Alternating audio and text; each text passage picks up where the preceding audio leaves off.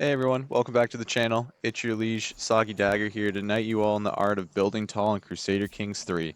Today we're diving into what it truly means to build tall, why it's the ultimate strategy for your next playthrough, and how you can dominate the centuries with a kingdom so rich and powerful that even the Pope will be jealous.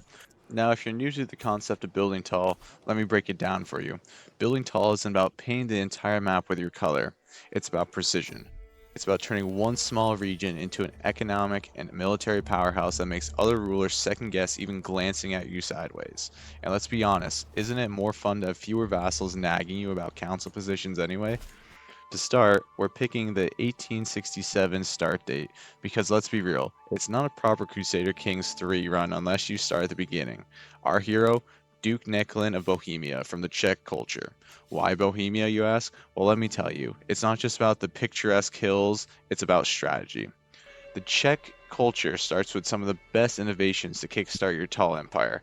Mountaineer ruralism for strong, heavy infantry and faster development in hills and mountains.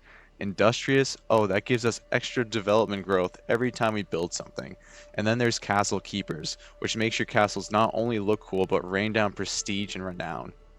Basically, you're set up to turn these humble hills into the most advanced and defensible region in Europe.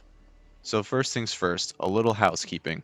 We're talking about ensuring our heirs have a high IQ spouse, literally. Intelligence traits like genius or quick are your best friends. We're also steering our heirs' education towards learning or stewardship. Why? Because if you're running a tall empire, you need someone to keep your lands under the domain limit and speed up your tech progress. And here's a hot tip. Convert to Catholicism early on. Yes, you start as a pagan, but trust me, those Catholic kingdoms will come knocking, and it's better to join the club than fight the entire Holy Roman Empire. Plus, once you're Catholic, you can kiss up to the Pope for gold and recruit holy orders for defense. God's plan, right? Now let's talk about how to make Bohemia the crown jewel of Europe. Step 1. Unify your culture and religion across all of your holdings. Use your council to convert those pesky regions that don't share your enlightened ways. Step 2. Focus on development. More development means more taxes and troops, and who doesn't want that? And speaking of development, let's not forget Kaslov, home of Kutna Hora mining settlement. This beauty pumps out 3 gold per month, boosts siege weapon effectiveness, and increases taxes and development growth. It's like finding a gold mine. Now let's shift gears to dynasties. Renown is king, and for that I always go for the blood dynasty legacy first. Better congenital traits means better rulers and stronger alliances, and after that, glory helps us seal those alliances. Erudition brings in the talented guests and knights, and law keeps stress low with cheap hunts and feasts. Pro tip, don't blow all your gold on an old knight with one foot in the grave. Invest in your future people. To make this strategy really pop, we're not just sitting on our laurels with our duchy. We're going to go for a kingdom. A tall kingdom means more men at arms, better defenses, and the ability to smack down anyone who dares to challenge your reign. Cultural fascinations, accolades, and smart alliances will all help you achieve this goal. Your levies will form the backbone of your military as your development increases and you add additional military building chains. You'll want to supplement them with well-stationed men-at-arms units buffed by your powerful buildings and your various holdings. Make sure you're allocating your men-at-arms regiments appropriately and ensure they are at full strength. Now let's talk about one small but crucial step.